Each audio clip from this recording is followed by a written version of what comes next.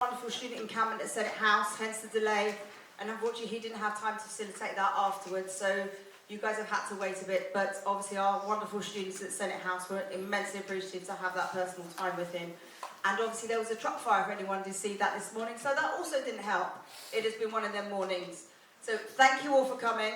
Professor Finkelstein will be out fairly shortly, and he'll be joined by Alex Smith. He will give his talk.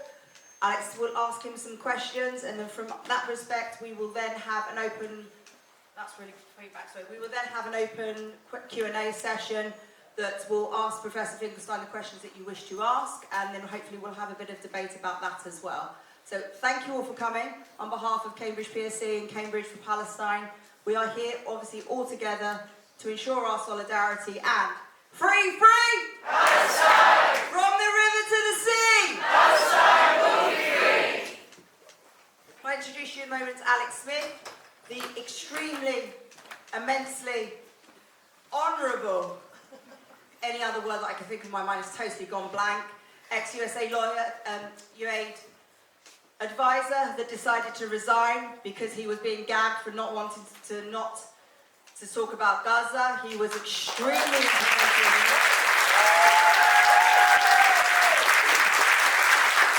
He has an immense amount of my honour and appreciation for standing up for what is right and being on the right side of history as we all are. So please, thank you, Alex Smith.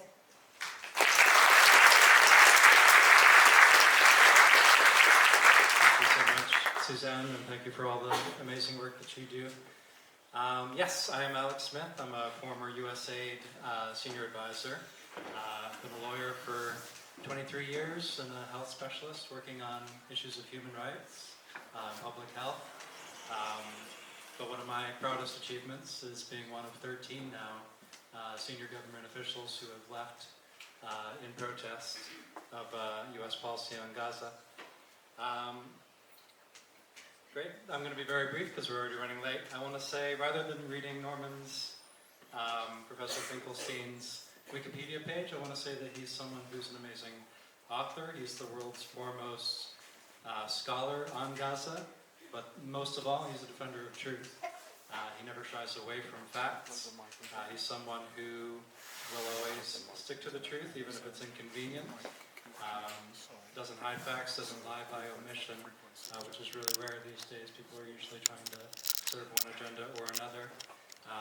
It's really impressive to watch him speak truth and to always, stick to what's important in terms of truth. For example, he says, who's going to buy a book about Fatou Bensouda and her corruption on the International Criminal Court? Probably not very many people, but it was incredibly important to tell that truth of the poor decisions that she made.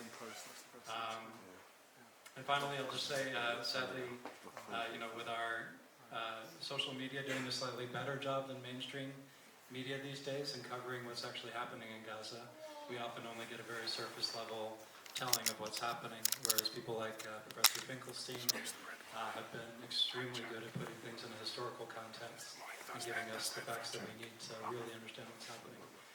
So with no more ado, I will go ahead and introduce Professor Norman Finkelstein.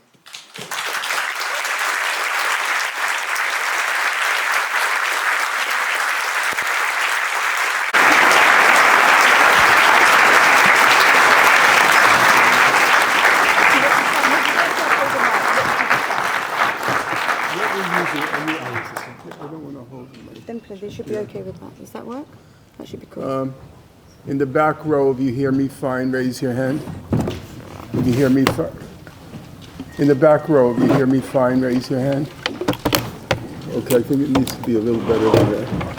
Oh, you have to move forward. Okay. Try that. Mic better? Yeah, no, I think now I can move up and that'll be fine. In the back row, if you can hear me fine, raise your hand. Yeah, now we're fine. Okay. Well, thank you for that kind introduction. Being the world's leading authority on Gaza is like being the tallest building in Wichita, Kansas. It's not a very high honor on its own, and it was only by accident that I stumbled on that Yeah. I can't hear what you just said. Oh, you can't hear me. So what are we going to do about that?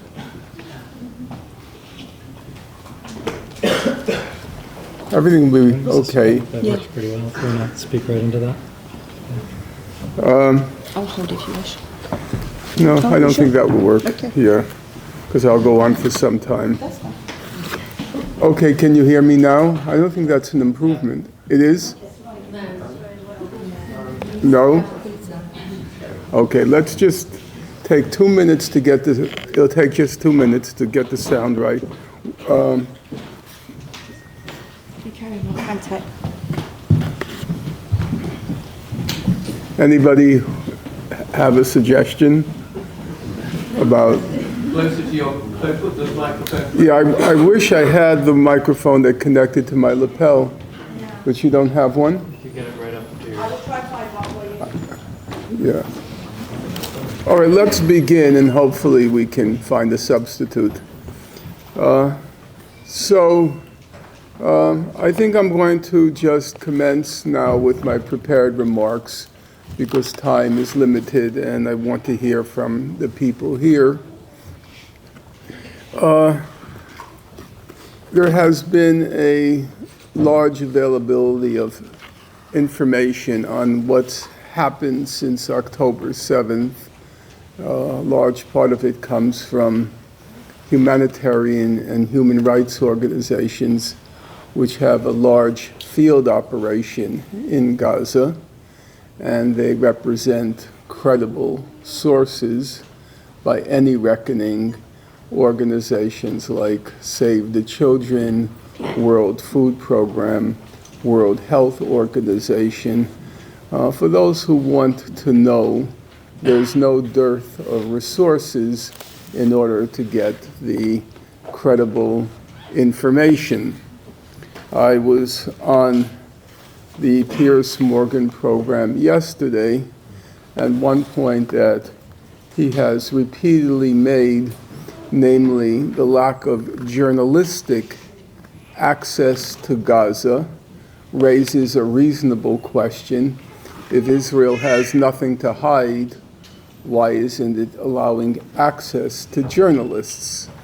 And that's a perfectly appropriate question, in my opinion. It's only half the story, though, because even as Israel has denied access to journalists for reasons which should seem fairly obvious to any rational individual, it is true, on the other hand, that, as I said a moment ago, because of the blockade Israel imposed on Gaza in 2006, it's become economically a basket case. And so there are a huge number of international organizations that have set up operations there and which continue to operate there. And therefore, there's, as I said, a surfeit of information about the situation, literally from hour to hour and from day to day. What I do believe, however, is lacking is a contextual understanding of the situation in Gaza, for the obvious reason that it's a tiny place. The world is filled with many problems demanding and commanding attention, and so it would require an extraordinary mind to be able to keep track over a long period of time the situation in Gaza. And I just made the decision at some point that I was going to be the track keeper of the details, trying to understand the situation there in a broader perspective. And that's what I'm going to talk about today, making the assumption that most of you know what's going on in Gaza, roughly, but maybe not having the broader perspective. October 7th, it did not change everything, but it's also true to say that it changed a lot. Gaza has now been reduced to rubble. Gaza, or what was Gaza, has been obliterated. But even before October 7th, Gaza was always, since Gaza became Gaza in 1948, it's always been a very forbidding place. It's very remarkable when you look at the record that outside observers who come to Gaza, there's a recurrent image that leaps to mind when any observer comes to Gaza. And that means since 1948, including during the period when Egypt administered Gaza, which was roughly 1948 to 1967. So that image is of a concentration camp. Whether or not the description is technically accurate, whether what the situation in Gaza is or isn't analogous to Nazi concentration camps, that question is, in my opinion, largely beside the point. The fact of the matter is, outside observers, whenever they came to Gaza, the image of the concentration camp leapt to mind. So let me give you just a few examples. The senior UN official in Gaza in the 1950s was a fellow named E.L.M. Burns. And he wrote a memoir in 1962, and speaking of Gaza, he said, this is speaking of it in the 1950s, he said, "One does not see people starving or dying of disease in the streets. Nevertheless, the Gaza Strip resembles a vast concentration camp." Soon after the June 1967 war, a U.S. senator visited Gaza. He was the father of our presidential candidate in 2000, Al Gore. Al Gore's father was a U.S. senator. He visited Gaza in June 1967. He then testified before Congress. What did he say? I'm quoting him now. "Gaza is a vast concentration camp on the sand, if you will." In 2003, a sociologist from the Hebrew University in Jerusalem, a respected sociologist, Baruch Kimmerling, he wrote a little book called Politicide. And then he described Gaza. What was Gaza, he said? The largest concentration camp ever.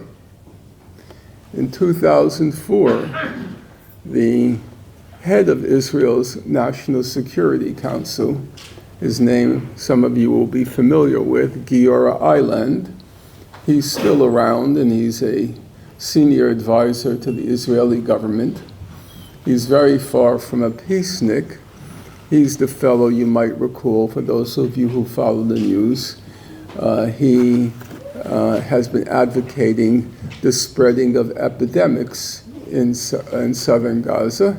He thought that would facilitate Israel's goals and objectives. How did he describe Gaza? He described it in 2004 as a huge concentration camp. Now, bear in mind this description of Gaza. All the dates I've been citing come before 2006. In 2006, Israel imposes a medieval blockade on Gaza. And that blockade was characterized in the first main commission of inquiry that went into Gaza in 2009. The Goldstone mission was called. Goldstone, who was a South African jurist, he was Jewish, and he was a self-described Zionist. His report described the blockade as a plausible crime against humanity. just this past month, human rights, it wasn't, in the past month or two, Human Rights Watch released a report on the situation in Gaza, and the Human Rights Watch described the blockade of Gaza as part of the crimes against humanity of apartheid and persecution that Israeli authorities are committing against Palestinians. So you have, as you might call it, the foundation. Israel is a concentration camp. Gaza is a concentration camp. And then there's this medieval blockade imposed on Gaza, which has been described as a crime against humanity. By the eve of October 7th, The Economist magazine was describing Gaza as a human rubbish heap. The International Committee of the Red Cross was describing Gaza as a toxic slum in which more than 2 million people were caged from birth to death. But, alas, that itself is still only half the story, because periodically Israel launched what it calls its operations in Gaza, or the term it coined was, the phrase it coined was the mowing of the lawn in Gaza, which I think is both a macabre and also expressive terminology that Israel coined, because one has to always bear in mind, as you, in your mind's eye, imagining a lawnmower in Gaza with the blades rapidly turning, that half of Gaza consists of children. So when you hear Israel freely talk about mowing the lawn in Gaza, and that's a very common expression, commonplace expression, you should bear in mind that the blades are cracking the skulls of children. 1/2 the population of Gaza are children. Now, what do these operations look like? First of all, most of you will not have heard of any of them, so I'll just recall a few. 2004, Operation Rainbow. 2004, Operation Days of Penitence. 2006, Operation Summer Rains. 2006, Operation Hot Winter. 2008, Operation, or 2008-9, Operation Cast Lead. 2012, Operation Pillar of Defense. 2014, Operation Protective Edge, and on and on. And each operation takes off where the last one ended. So to give the two examples which are probably most salient in the minds of people in the room, during Operation Cast Lead, or that mowing of the lawn, Israel killed 350 children in Gaza, destroyed about 6,000 homes, and left behind about 600,000 tons of rubble.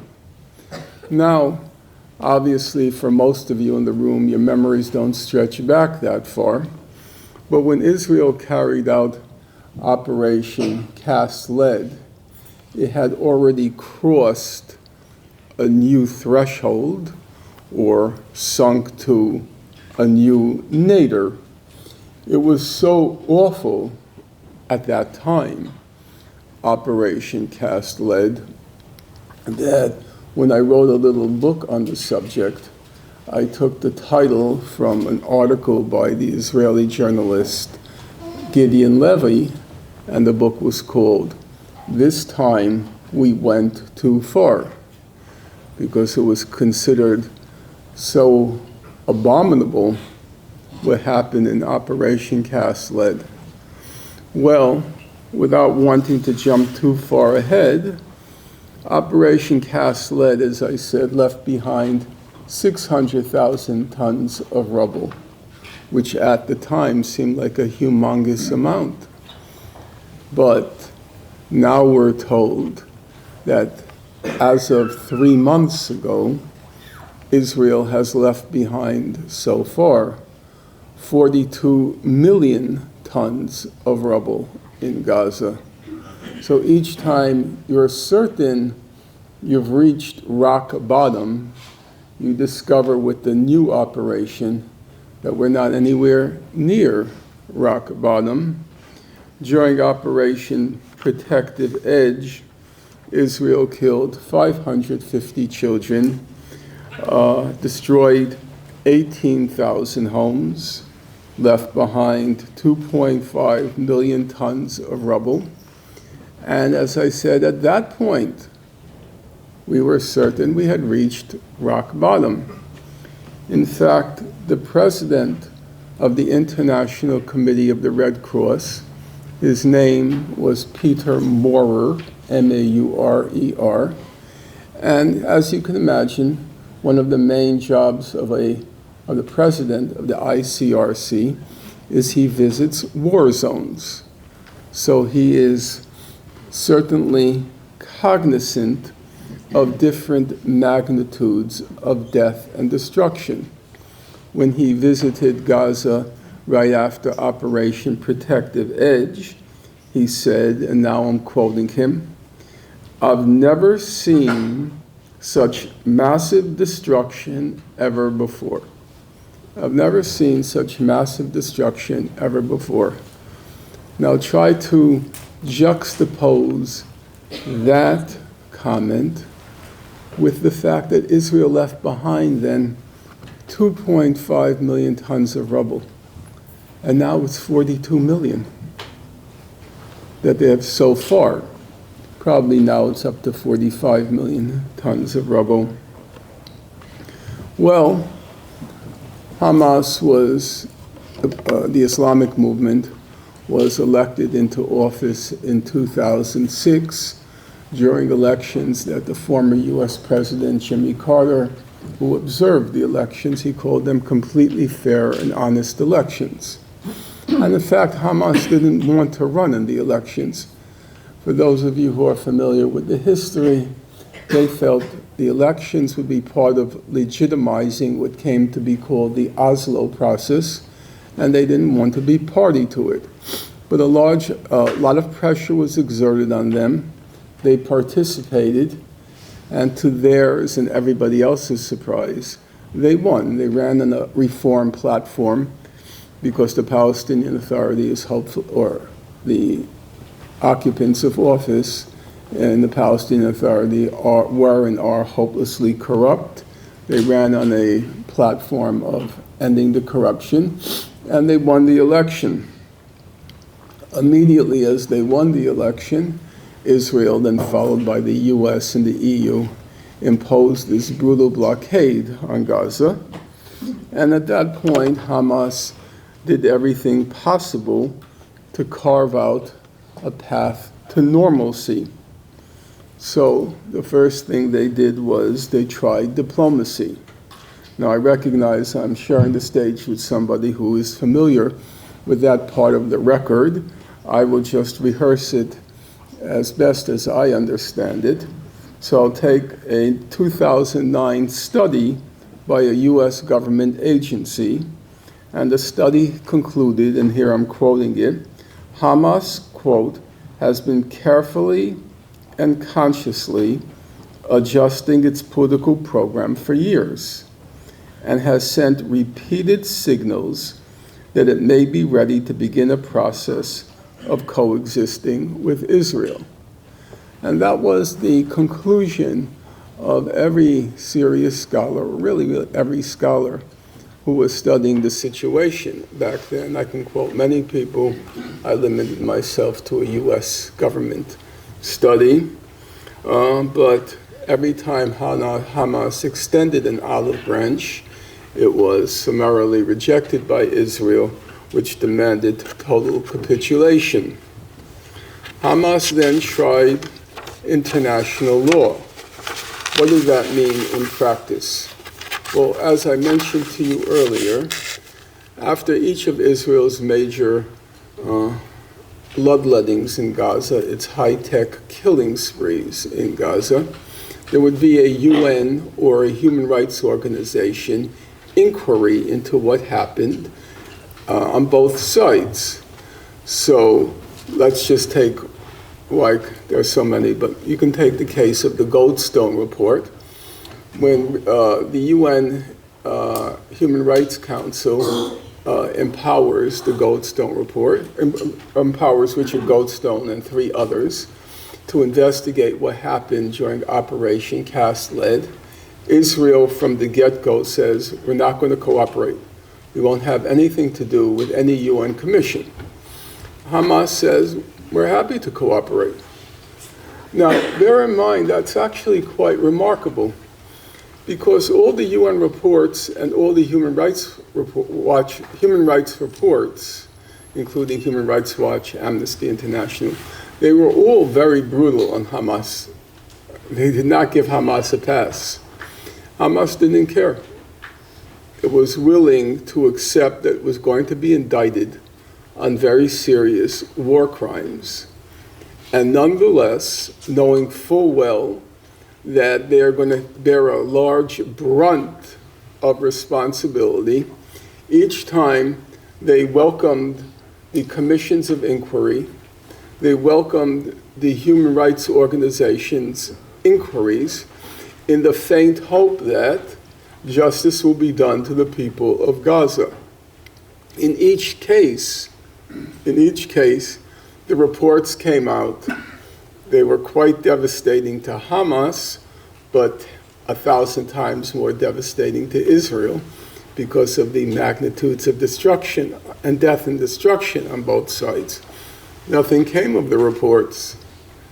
They were all just put in a desk to collect dust and were soon forgotten. So that didn't work, and now Hamas tried a third tactic to try to steer Gaza on a path to normalcy, which meant fundamentally lifting that blockade of Gaza, that crime against humanity that Israel had and continues to impose, to inflict on Gaza. And in 2008, in cooperation with Gazan civil society, Hamas supported, it did not initiate, but Hamas supported what was called the Great March of Return. And the Great March of Return, one of its chief objectives was to lift the blockade of Gaza. Now, that Great March of Return was overwhelmingly nonviolent. It began, for those of you who remember, on Land Day, March 30th, 2018,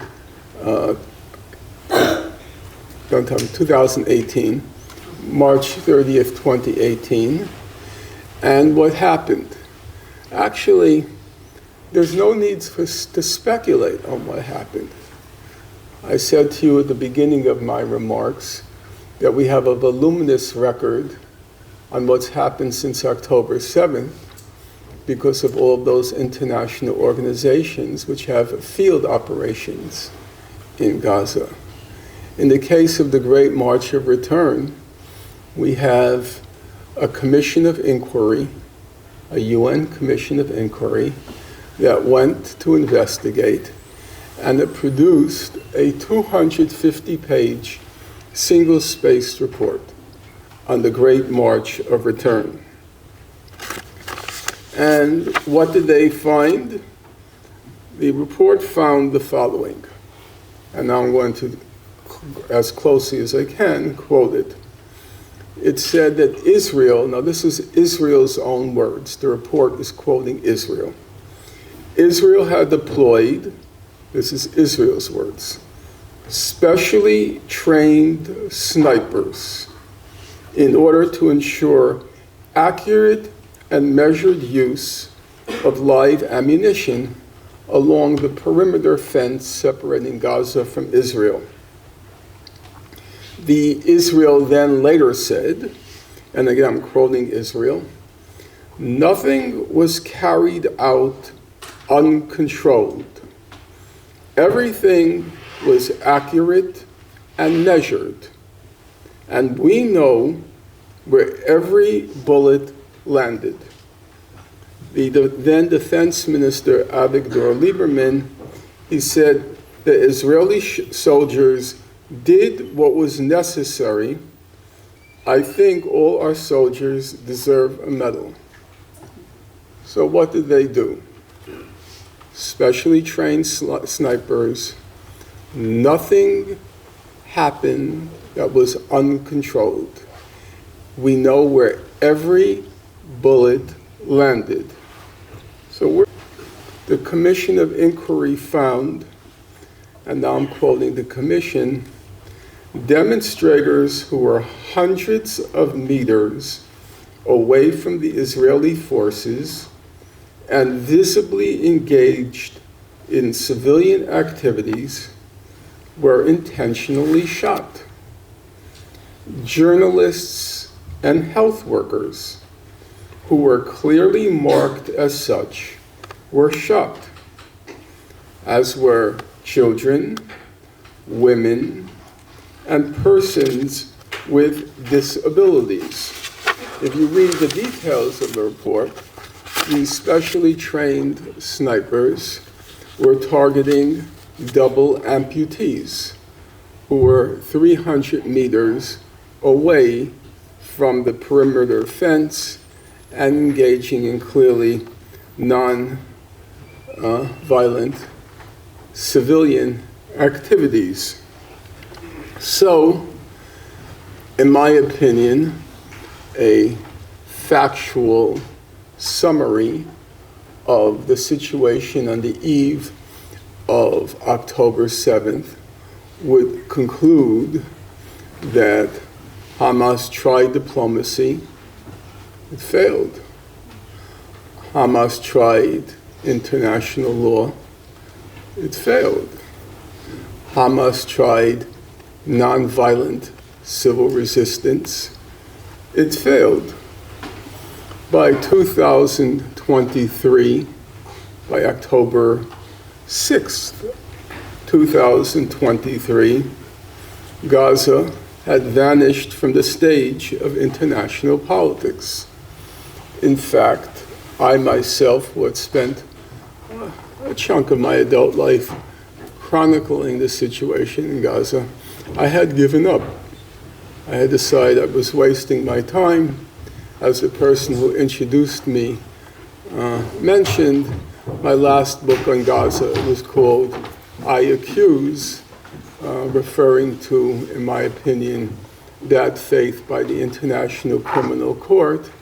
I wrote a very detailed analysis of the entire documentary record, and the book sold 350 copies, as my publisher lamented, and half of them were purchased by me. No, it's true, because I was trying to influence the court, so I was sending copies to the various personnel in the ICC. And I had moved on. I was researching and writing on other subjects. It looked as if Saudi Arabia, at that particular moment, was going to join in what came to be called the Abraham Accords, and that Gaza's fate the fate of that God-forsaken, forgotten patch of land that had been sealed. On the eve of October 7th, most young men in Gaza, they had long been unemployed. The unemployment rate in Gaza just before October 7th for young people was 60%. And their natural gifts would be forever dormant, lay dormant, and their human potential squandered. When they got up in the morning, these young men, they had nothing to do. All they had to do was pace the perimeter of this concentration camp, 26 miles, the length of a marathon, by 5 miles, which is the distance I jog each morning, so it's not particularly lengthy. And they had nothing to look forward to. Their only expectation in life was they were born into a concentration camp according to Giora Island. They were born into a concentration camp. They were left to languish in a concentration camp. And up until October 7th, there was every expectation that they would die in a concentration camp. So that, it seems to me, is the critical background. And that then leaves us to the question. There are what you might call the two Pierce Morgan questions. And I happen not to think that they are trivial questions. I actually think they are serious questions that you have to contend with. And the first of those questions, for those of you who watch the program, the first of those questions is, do you condemn what Hamas did on October 7th? So, rather than answer that question directly, we'll take a little historical digression. Both in the US, but also in your country, the UK, we had to deal with the moral quandaries, the moral questions in our history posed by the slave revolts. Your country has a very admirable record of those white folks, who strongly opposed slavery.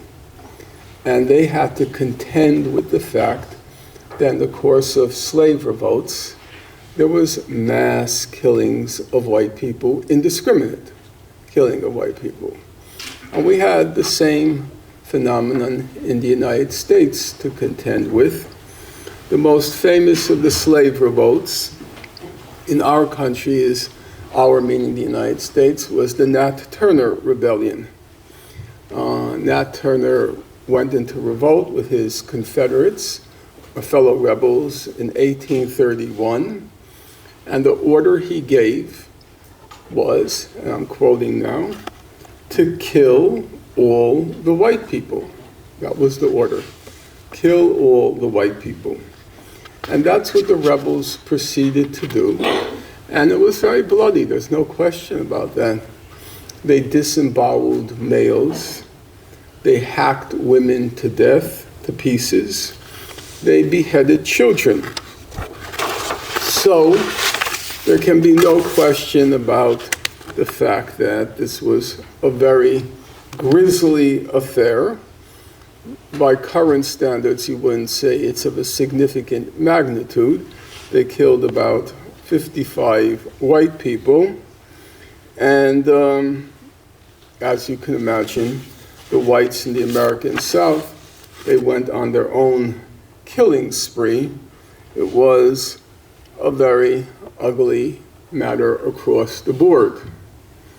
Now, it happened that Nat Turner, he was a very smart guy. No question about it.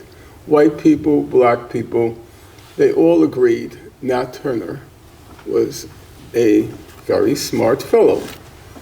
A lawyer who chronicled Nat Turner's life and knew Nat Turner, he said of Nat Turner, "For natural intelligence and quickness of apprehension, he meaning Turner, was surpassed by few men that I have ever seen."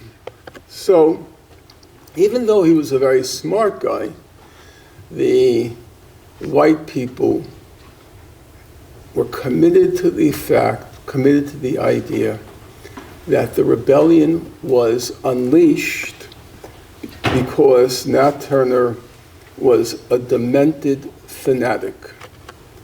He suffered from fanatical delusions. The revolt was the work of fanaticism.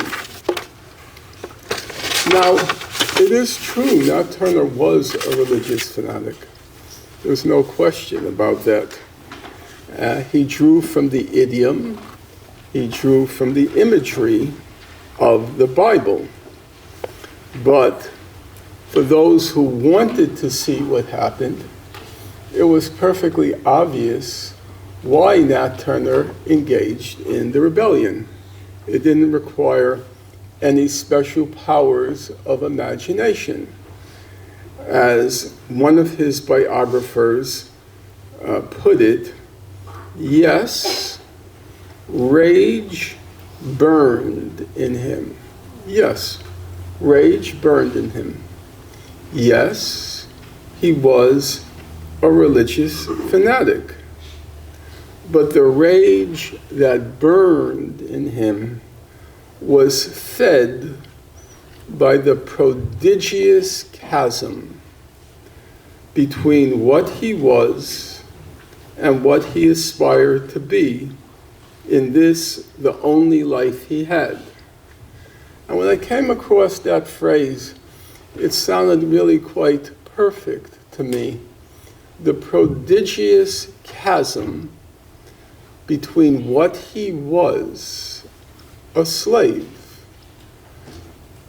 with no past, no present, and no future, between what he was and what he aspired to be in this, the only life he had. That born a slave, he had no prospects of realizing, in his case, what seems to have been enormous human potential because of the condition that he had been born into. And that, it seems to me, is a reasonable approximation of the situation in Gaza on the eve of October 7th. I would just add two other points. Number one, that even though nationally people were outraged at what Nat Turner did, in general, among black people, he was regarded as a hero. They referred to him as Old Nat, and the rebellion as Old Nat's War. And it has turned out, that even though there has been controversy, and I can assure you my description of what happened in the Nat Turner Rebellion was not exaggerated, it was very bloody. Now Nat Turner has entered into the pantheon of heroes, not just of African American history, but American history in general, which does cause one to wonder, I'm just saying to wonder, how the events of October 7th will be reckoned in maybe 100 years. Now, There's one other aspect I would like to look at before I move on. For me, it was very important when I was trying to make sense of October 7th. It was important for me to look at what did the abolitionists have to say about this bloody Nat Turner rebellion. And it was very striking because they too had to answer the question, do you condemn what Nat Turner did? And if you look at the writings of the American abolitionists, say one of the most famous, his name was William Lloyd Garrison. Garrison was very frank. What happened during the rebellion was horrible. No prettifying words for disemboweling men, smashing to pieces the skulls of women, beheading children. No euphemism when it came to that. However, Mr. Garrison refused to condemn Nat Turner. He did not deny the horror of the deeds. However, when it came to allocating responsibility, he turned to white people and he said, we have warned our countrymen of the danger of persisting in their unrighteous conduct. If you demean people like that, if you degrade people like that, if you humiliate people like that, if you deny persistently and consistently and relentlessly their humanity, then don't express shock at what happened with the Nat Turner rebellion. So I would like to just read there was a New York working man's party, and they too described what happened on happened with Nat Turner as, quote, an unjustifiable atrocity. But then they go on to say, of what were the Southampton Negroes guilty? The Nat Turner rebellion occurred in Southampton, Virginia. Of what were the Southampton Negroes guilty? Of putting to death men, women, and children. For what object? What was their aim? Plunder? No. There's no evidence that such was their object. On the contrary, almost all the accounts concur in stating that they expected to emancipate themselves. And they no doubt thought that their only hope of doing so was to put to death indiscriminately the whole race of those who held them in bondage. If such were their impressions, that they had no choice except to indiscriminately put to death all those who held them in bondage, if such were their impressions, says the New York Working Men's Association, were they not justifiable in doing so? Undoubtedly, they were. If freedom is the birthright of men, as the Declaration of Independence tells us. Well, I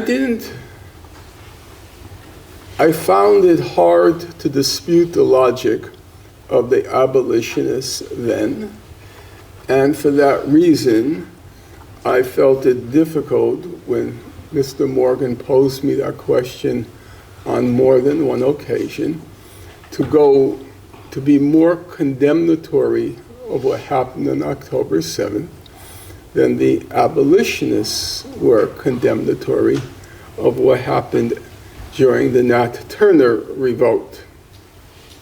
Now, as I said, that was one question posed by Piers Morgan repeatedly. He got ridiculed for it, but I personally thought it was a legitimate question. And then the second question that always came up is, well, what did you expect Israel to do? Or the other version of that question is, didn't Israel have the right to self-defense? That too, it seems to me, is not an easy question, and I had to think it through. So I will engage together with you in a thought experiment, and then you will decide, using your own moral faculty, you will decide where you stand.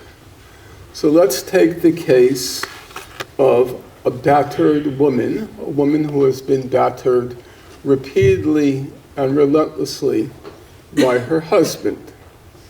And this has been going on for a protracted period of time.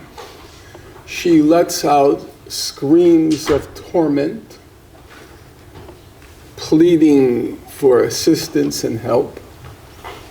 Everybody around her, say in the neighborhood, her neighbors, are fully aware of what's going on, but they don't do anything. That, incidentally, for my generation, was not at all uncommon. And then she calls the police.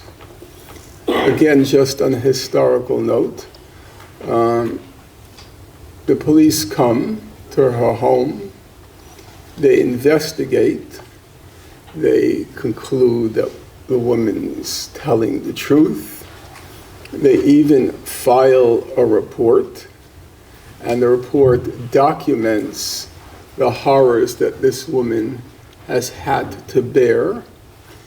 And in my era, the notion was a man's home is his castle. It was considered a domestic affair. And not surprisingly, nothing was done.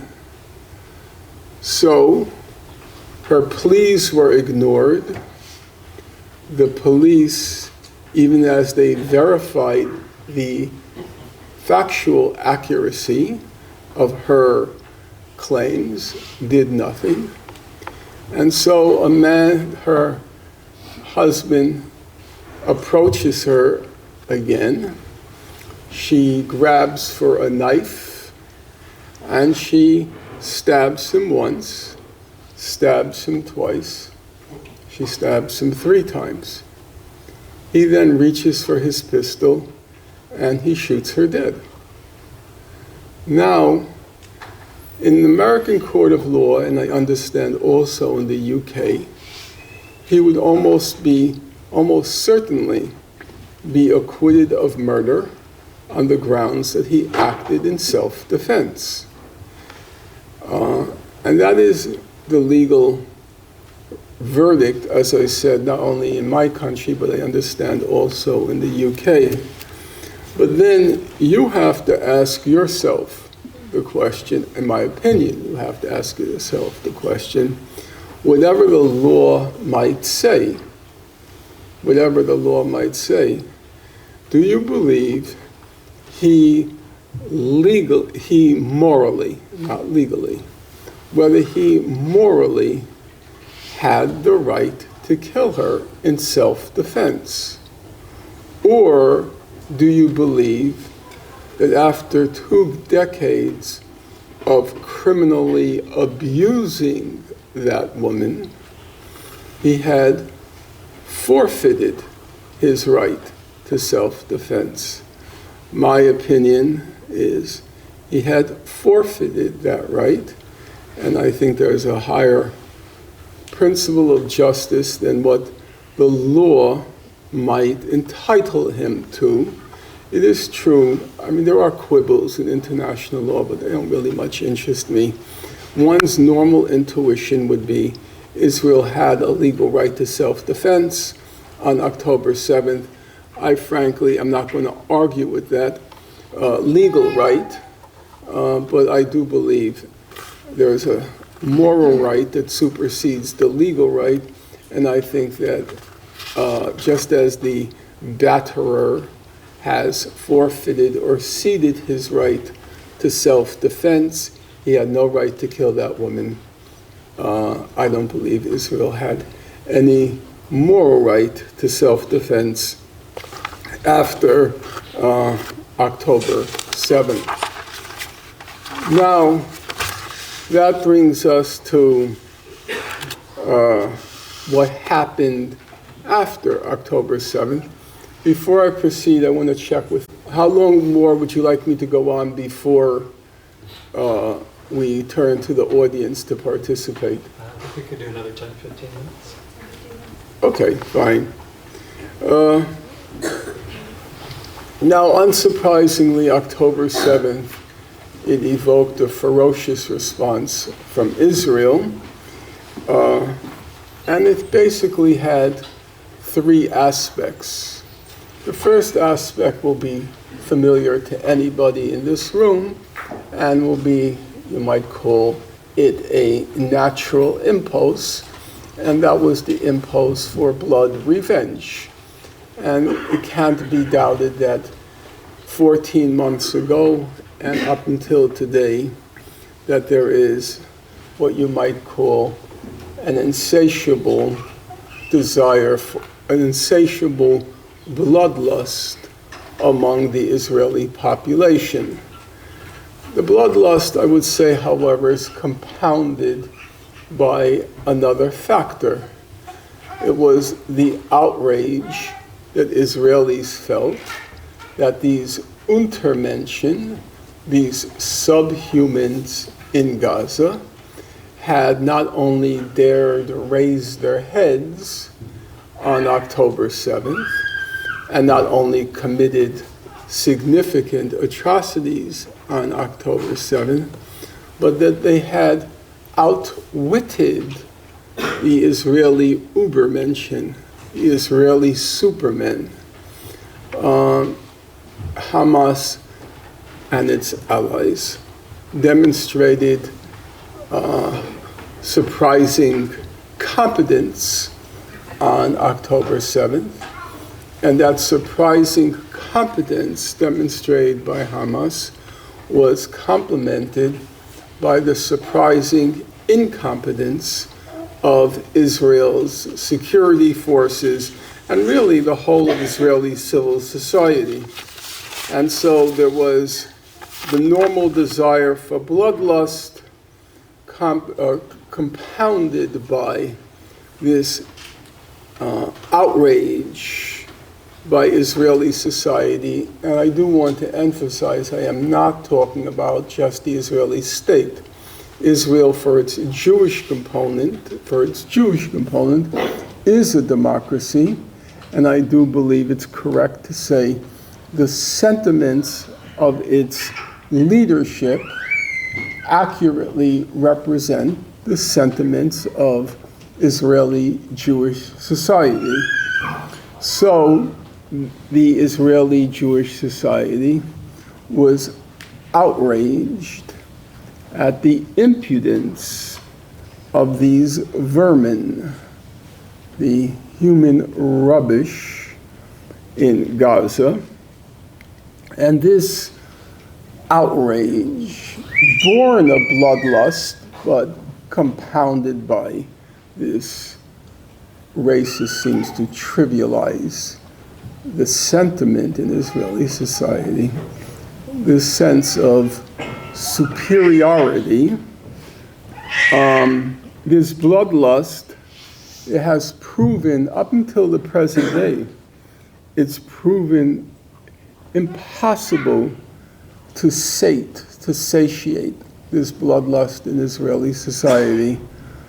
Day in, the current Prime Minister of Israel, Mr. Netanyahu, he's very attuned to our news media, how they operate, and our news cycle. He's very sensitive to that fact.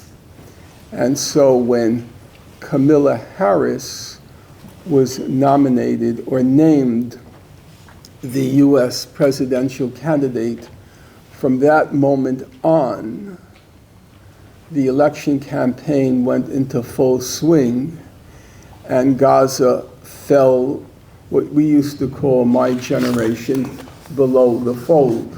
So if you take a newspaper like your own Times of London, a broadsheet, it was like this, and we had an expression to fall below the fold, because to read the paper, it was folded up. And falling below the fold means that it's no longer a headline story. So the moment the US presidential campaign went into action, Gaza rapidly fell below the fold in the news media, and then at that point, every day or every other day, there would be another massacre in Gaza. 60 people killed, 120 people killed, 50 people killed, 150 people killed. Every day, even till today. I guess yesterday it was 48 people in one below. Haven't seen the headlines in a couple of days, but that's what I understand.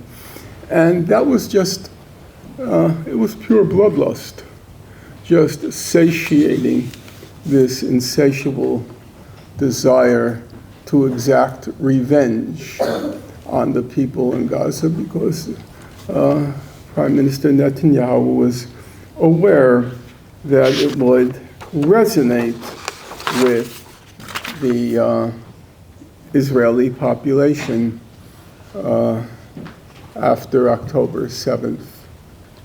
Now, the second aspect of what the Israelis, the ferocity of the Israeli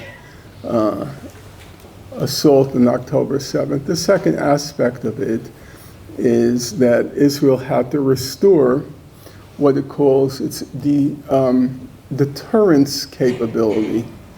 Deterrence capability is just a fancy term for restoring the Arab world's fear of Israel. And after October 7th, it was a genuine problem for Israel. You could call it a psycho-strategic problem. Namely, after October 7th, many people in the Arab Muslim world began to think, hey, maybe Israel isn't militarily invincible. Hey, maybe there is a military option against Israel. And so Israel had to remind the Arab Muslim world that there is no military option against us. Now, there was a period in time when Israel would restore its deterrence capability, the Arab world's fear of it. There was a period of time when they did that by performing with considerable prowess on the battlefield. And you could say that was the case in 1948, to a lesser extent, but still in 1967. But now, Israel has become a completely westernized society. It's a completely secularized society, even though it has, obviously, there's a lot of religious fanaticism, but it's basically a consumerist Western society. And the primary aspect of a consumerist Western society, and you'll forgive me in the hallowed halls of Cambridge for saying so, because it may sound very reductionist, but I do think the primary aspect is people don't want to die. There's an unwillingness. The ego has expanded in the sense of commitment to a collective cause has been radically reduced. People don't want to die.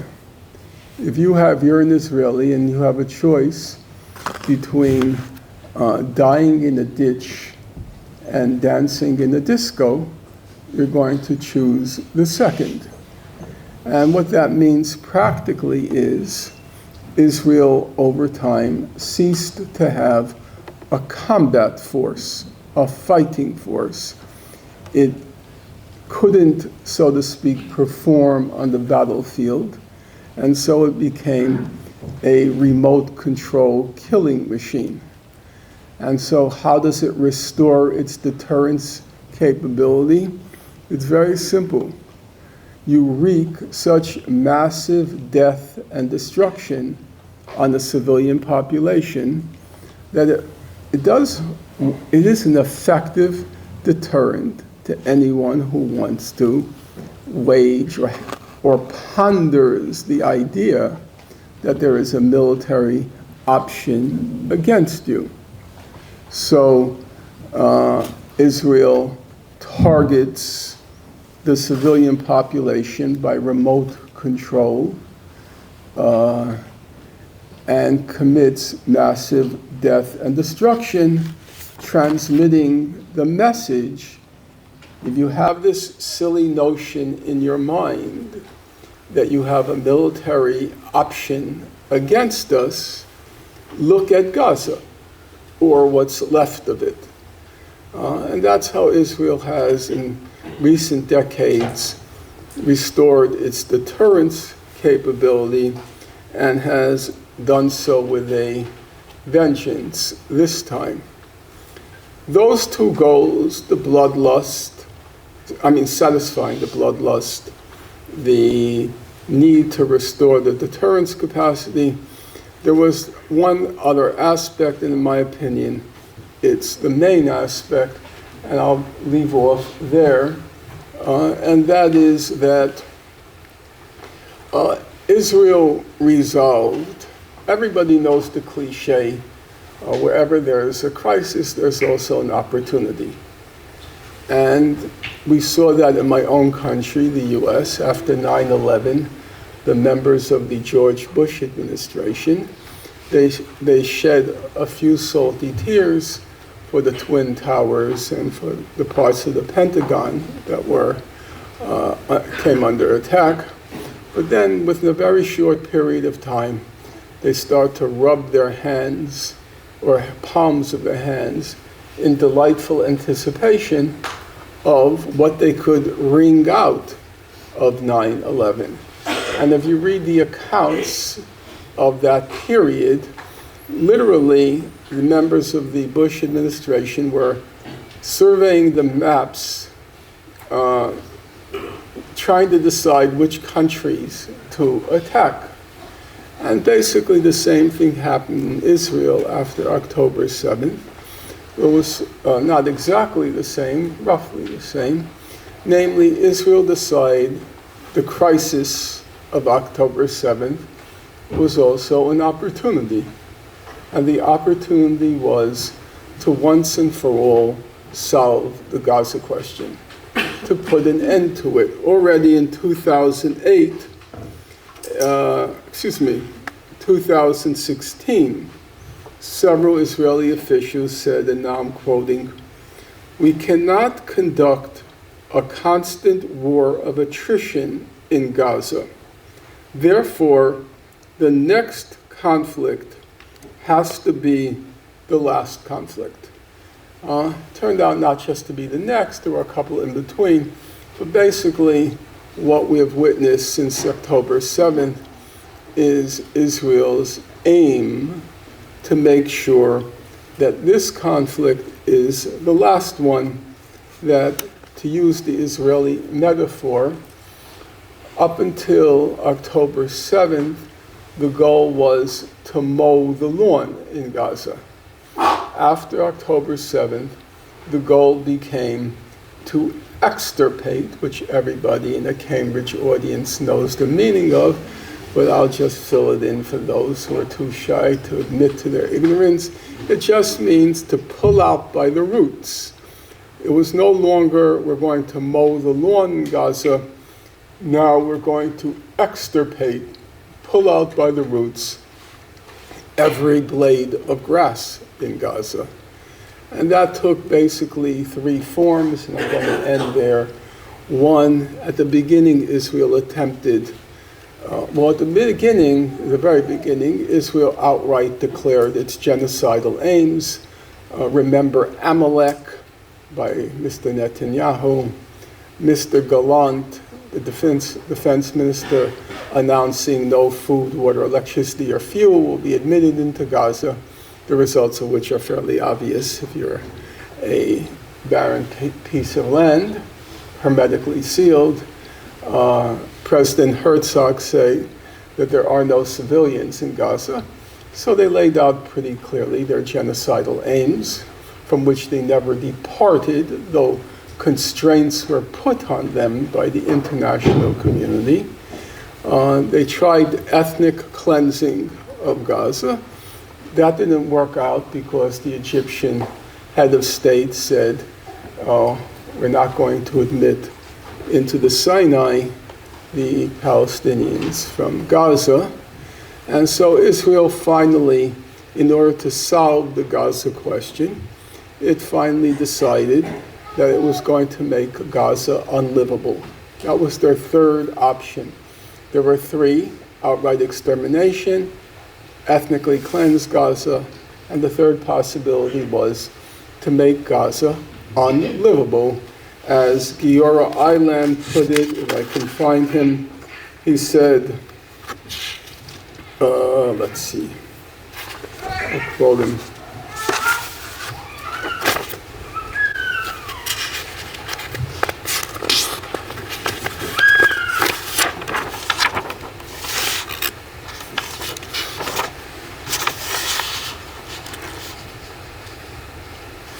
The people should be told that they have two choices: to stay and to starve, or to leave. And that's where Israel is right now. As you know, already by November of last year, 2023, Human Rights Watch was saying that Israel was using starvation as a weapon of war. And by now there is a consensus among all human rights organizations that Israel is using starvation as a weapon of war. And there is no Gaza anymore. They have made Gaza unlivable. What will actually happen to the civilian population there? My guess, and here we're entering the terrain of speculation, my guess is by hook or by crook they'll find a way to leave, because there's nothing there. About 60 to 70% of Gaza's infrastructure is gone. 20 of the 36 hospitals are now inoperative. Only 4 are working at full capacity. There are no more universities in Gaza. They've been obliterated. So, as I said earlier on, there are about at least 42 million tons of rubble. The estimates are it'll take about 14 years to clear away the rubble, because the rubble is mixed in with unexploded ordnance and toxic substances. And even if the rubble were cleared away, in my opinion, there's no possibility whatsoever that it will be rebuilt, for a very simple reason. Israel will simply claim that Hamas uses any cement that's allowed into Gaza. They use any cement to build tunnels. So Israel will say, we're not allowing cement into Gaza. Now, for those of you who think that's impossible, they already did that. They did that after Operation Cast Lead. They refused to let cement in. For those of you who remember what was called the Mavi Marmara incident, when there was a international humanitarian flotilla that went to Gaza to carry humanitarian supplies. It was about 20,000 tons of supplies they were carrying, the Mavi Marmara. It was part of a flotilla. Half of those supplies, 10,000 tons, was cement. After Israel attacked the flotilla, killed members of the crew, cement was readmitted, but in my opinion, there's no possibility whatsoever that they're going to admit cement on the pretext that Hamas will use the cement for tunnels. So even if the rubble could be cleared away earlier, they won't be able to rebuild. Israel has solved the Gaza question. I think that's where we stand right now, and that's where I'll stop.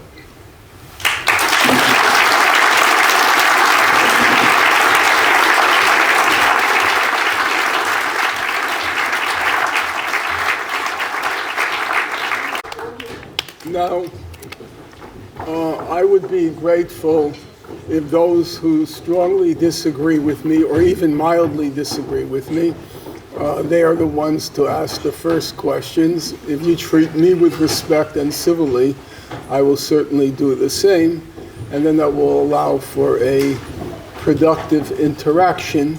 So if there are any strong or even mild dissenters, or even those who take exception to language I use, which you might find offensive or needlessly incendiary or provocative, I would like you to come up first, and with the promise on my part that if you treat me respectfully, you will be treated as such. So any dissenters who would like to speak? Do I see a hand up? Okay, good. Thank you. I can just... No, I think the room is large enough that we should use a microphone. Would you refer me this? Thank you very much for the talk. I think mine is a mild dissent. So I'm wondering why you said you don't want to condemn the attacks on October 7th.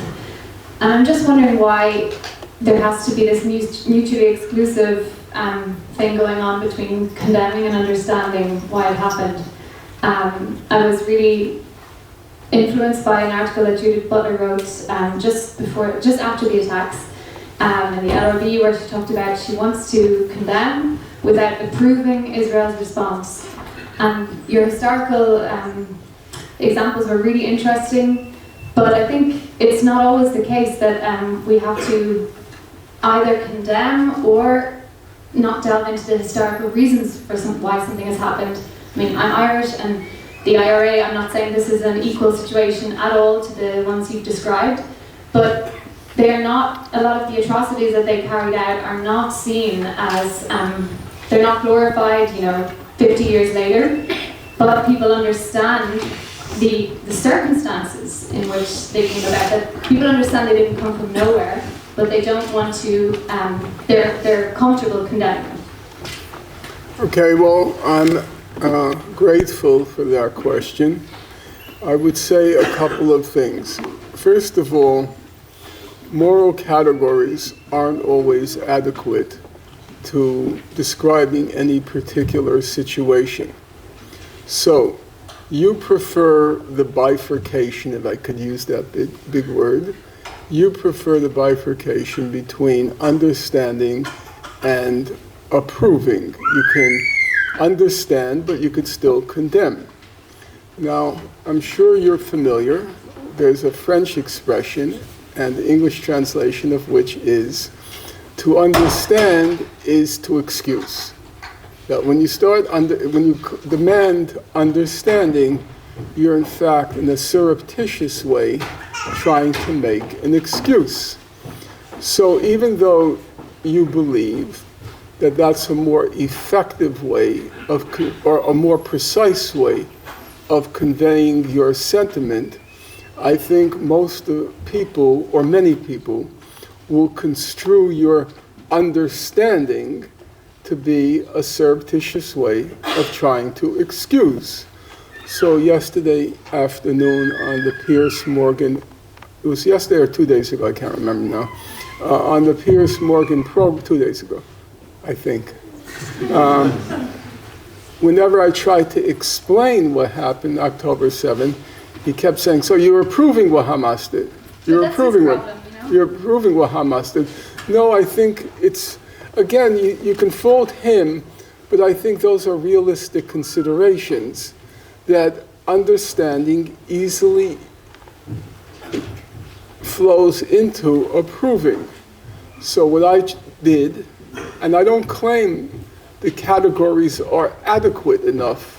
What I did was I said, when I read what the abolitionists said, they said what happened was an atrocity. What happened was horrifying. However, they refused to take the next step, which would be to condemn the perpetrators of the atrocities. They wouldn't go there. They blamed the white people. They said, we warned you.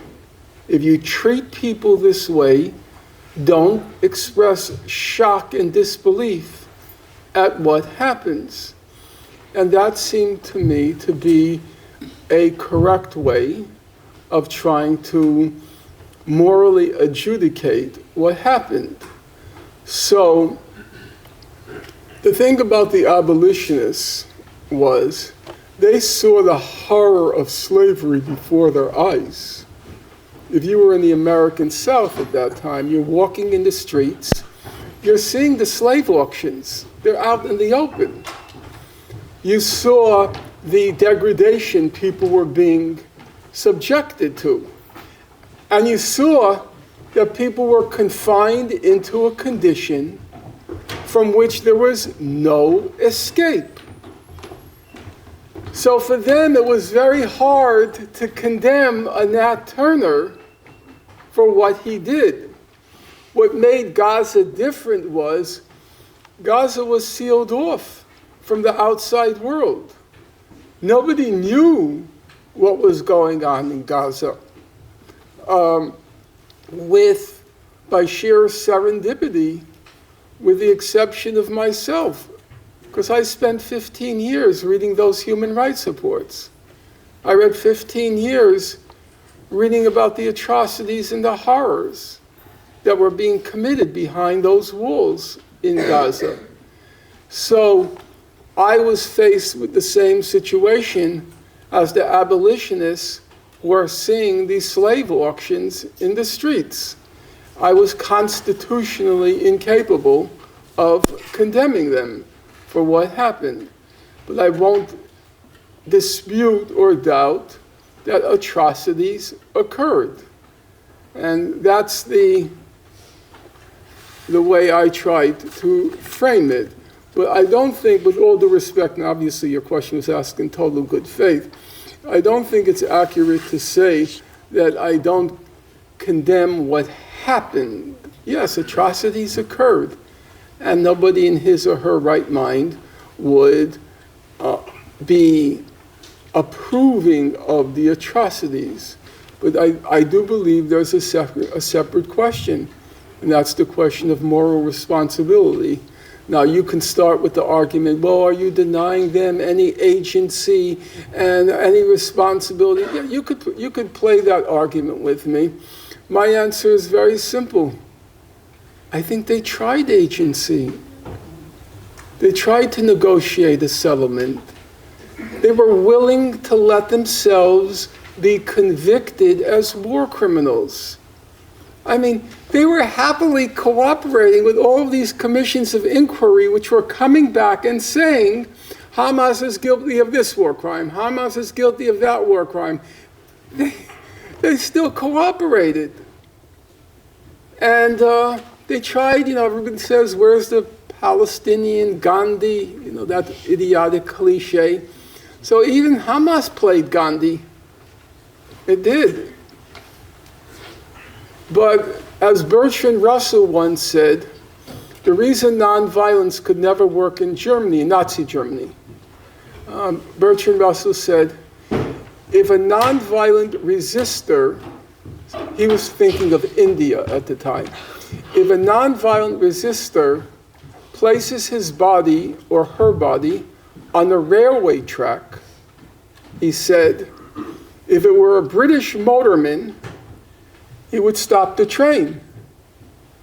But he said in Nazi Germany, if a Jew laid his body on the track, the motorman wouldn't stop the train.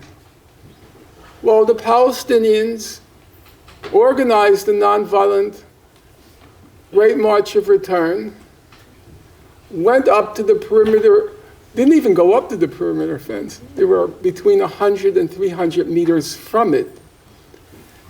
Did the snipers, Israel's top snipers, where every bullet, they knew exactly where it landed, did they stop? No. So what were the prospects for nonviolent resistance? So I think the Palestinians tried agency, and agency came up not against a brick wall, it came up against a firing squad. What were they to do?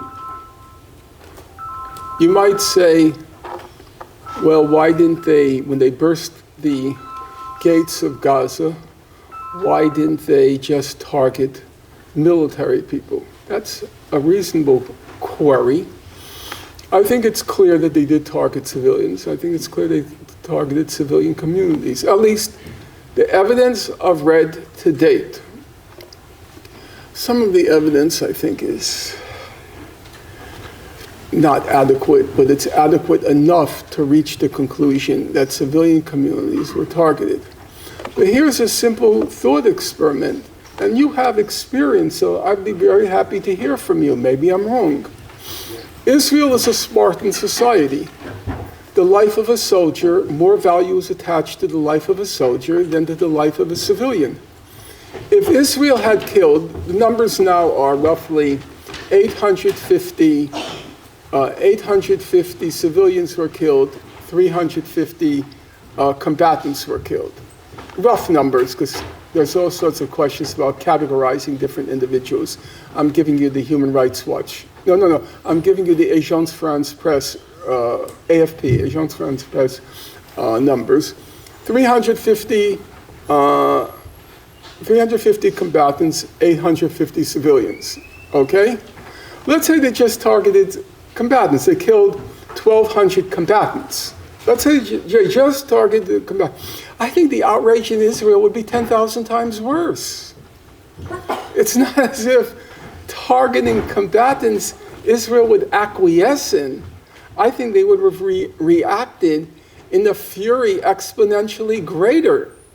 Now you might say, yes, that may be true of Israel, but what about the international community? I think if Joe Biden, I'm now suffering from his memory loss. If Joe Biden were informed by Israel they just killed 1,200 of our soldiers, I think he'd give the order, you can flatten it. That wouldn't have brought out a compassionate response by the international community. That's just not the record. Which is to say, I think, obviously we're free to disagree, I think they exhausted all possibilities. They were in the same position as Nat Turner. It was 1831, long before the Civil War. He didn't see, as I quoted from the New York Working Men's Association, he saw that his only way to freedom was to indiscriminately kill the white race that was oppressing him.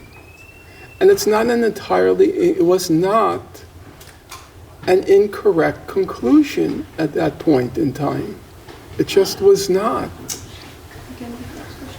But I would like you to respond to me if you have.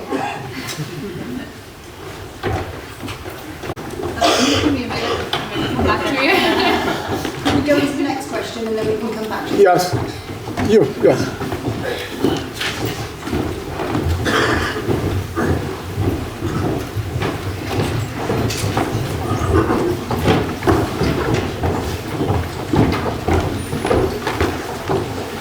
Thank you very much. It was a very interesting talk. And it's good to see you in 3 dimensions after so many times seeing you on from in 2 dimensions. The event is called Hope Amidst Despair. What I heard was more about the second part, not so much about hope. And I think in the end you mentioned something along the line of Gaza is gone, and previously I also heard from you about this. So there is not much hope, or is there? And I cannot see maybe. I think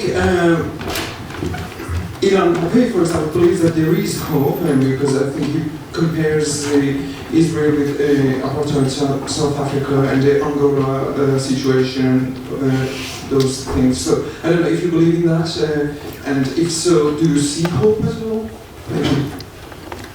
Well, first of all, I have an obligation to express my, not just solidarity, which has become a kind of empty word, but my respect for the people in the encampment at Cambridge. I had a chance to meet them before coming here, and I do think it takes an enormous amount of moral courage and character to do what they're doing. It's overwhelmingly young women. It's very cold already out there.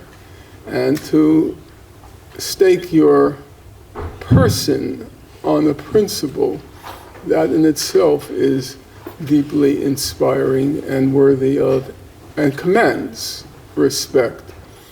Now, as to what can be achieved, I would have to say a couple of things. Number one, like everybody else, I'm a fallible creature, which means my judgment can be wrong. And I have to be very clear about that. I've made many mistakes. I think I got the situation in Gaza pretty much correct, but I also got quite a few things wrong. In 1860, the great black abolitionist Frederick Douglass, he was part of a movement based on the UK, by the way, of trying to convince the United States, its population, that slavery was wrong. The term they used, I suspect it came from the UK, was moral suasion, to persuade people by appealing to their moral faculty that slavery was wrong. He wrote in 1860, he said, "We failed. It's hopeless. We cannot persuade enough people to actively oppose slavery. Our cause is lost." Well, 1 year later, the Civil War began, and then 2 more years later, 1863, slavery was in effect abolished in the United States, which is to say, it's very difficult to predict what will happen tomorrow, and I want to acknowledge that. There's an African-American spiritual, probably goes back to the UK as well. It goes, it's always darkest before the dawn. It's this hope that keeps me carrying on. And so there's always a possibility. As I see it now, it's very dim. And I believe that you should treat adults as adults, namely not to act as if you know the truth, but the rest of the population is not capable of rationally dealing with it. I myself, you might ask the question if you wanted to personalize it, Mr. Finkelstein, why do you continue writing books on the subject if you believe it's hopeless? Why do you continue to give talks on the topic if you think it's hopeless? My answers would be threefold.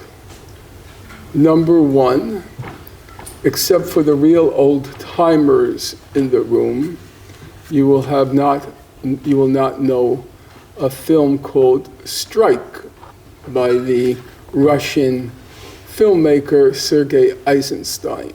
How many of you know that film, Strike? Okay, I've given away my age in spades. And I'll just get to the last scene in the film. It's a field covered with dead bodies, the bodies of workers who have been slaughtered by the Tsar's army. And the last subtitle on the screen, it was a silent film, it says, proletarians, exclamation point, workers, or proletarians, exclamation point, remember, exclamation point, meaning you have a moral obligation to remember what was done. It's not to be forgotten.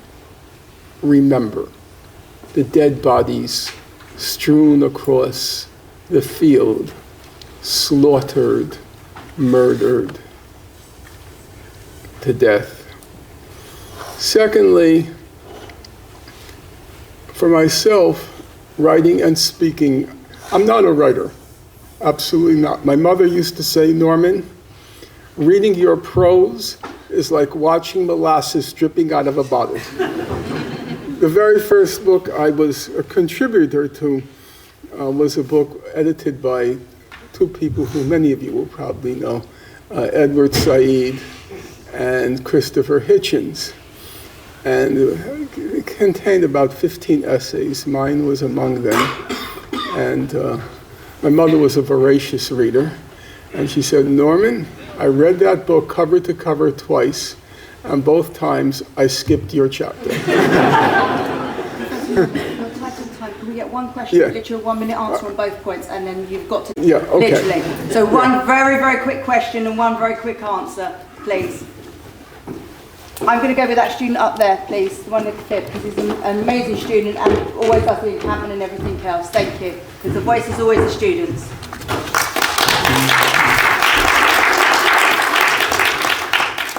Thank you, Norman, for your talk and for everything you've done for Palestinian people and opposing the Zionist narrative. I have one question and one contention, is that you mentioned that Israelis felt humiliated after October 7th. But there's evidence to show that Netanyahu has previously funded Hamas and the IOF aided in the atrocity of October 7th.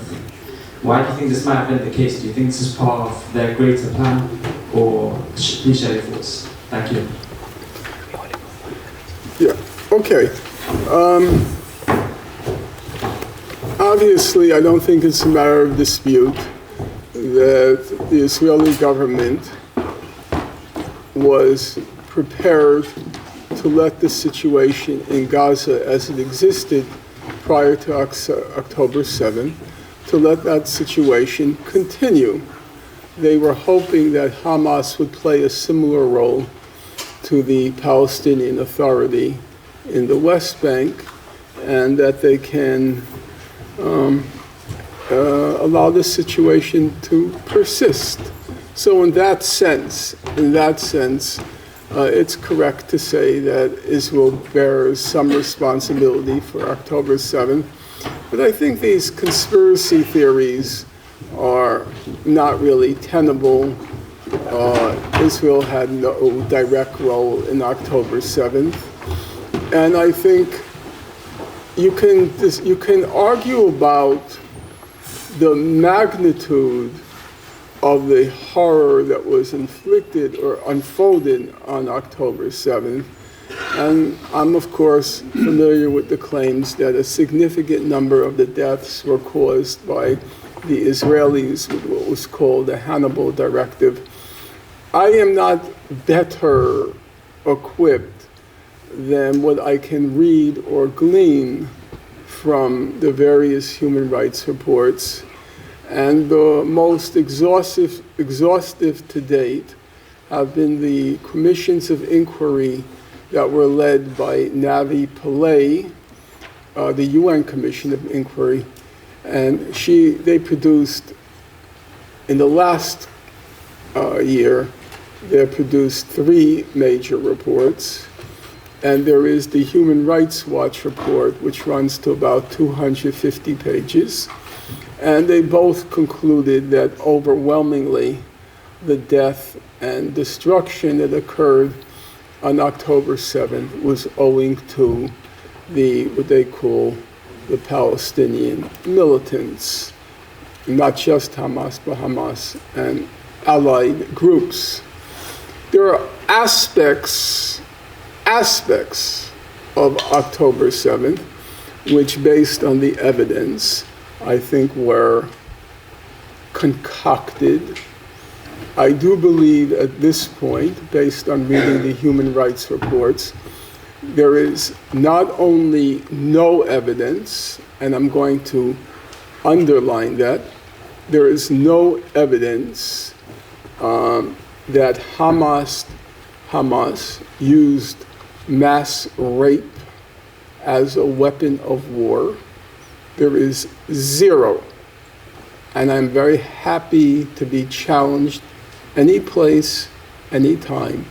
There is zero evidence that Hamas used mass rape as a weapon of war. As to whether any rape occurred on October 7th, barring the possibility that in some remote cave, a Gaza militant or a ruffian from Gaza who entered Israel committed a rape, the evidence to me, and I'll end on that note because I have to take off, the evidence as far as I can see it is, number one, if you look at the Pramila-Patten report, which was mandated by the UN Secretary General Guterres, the report came out in March 2024. Pramila-Patten says, she says, yes, there was reasonable grounds to believe rape occurred. She says that. We're not going to argue. She says that. But what else does she say? Now listen carefully. Not one survivor of, or alleged survivor of rape, not one stepped forward to speak to the commission. Number two, she said that the commission, her commission, or her mission, examined 5,000 photographs, and 50 hours of video footage. 5,000 photographs, 50 hours of video footage. She said there was no digital evidence of rape. Or she said, I'm using her expression now, no digital evidence of sexual violence. Now bear in mind, they had CCTV digital evidence, they had dash cam digital evidence, they had the body cam digital evidence of militants who were either captured or killed on October 7th. Literally, not one image they could find of sexual violence. She based all of her conclusions on the quote-unquote eyewitness testimony of other Israelis. There was, she said, no medical legal evidence, no forensic evidence of rape, none. In fact, she used the expansive term, no medical, legal, no digital evidence of sexual violence on October 7th. The two most definitive reports that have come out so far, the Human Rights Watch report, which I already alluded to, and the Commission of Inquiry report, both of them concluded we cannot confirm that rape occurred on October 7th. So that aspect, I would agree, was a complete concoction. Okay, thank you.